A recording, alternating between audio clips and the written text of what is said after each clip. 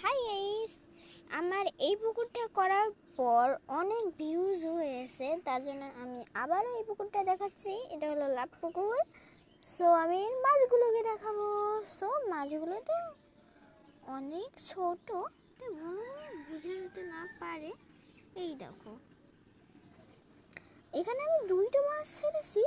আগের দিন যে ভিডিওগুলো করছিলাম সেই মাছ দুটো মরে গিয়েছে, তার জন্য এই মাছটাকে দুটোকে আমি ধরে নিয়ে এসেছি।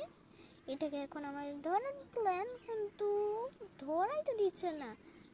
নির্ভাগ আমি ধরার চেষ্টা করছি, তারপরে ওদেরকে বিরক্ত না করে আমি একটু মগে পানি নিয়ে নিয়েছি এবং পানি দিয়ে দিলাম।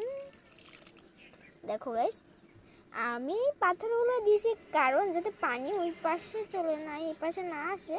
তার জন্য দেখো পানিটা এখন আমি ঘোলা করে দিব।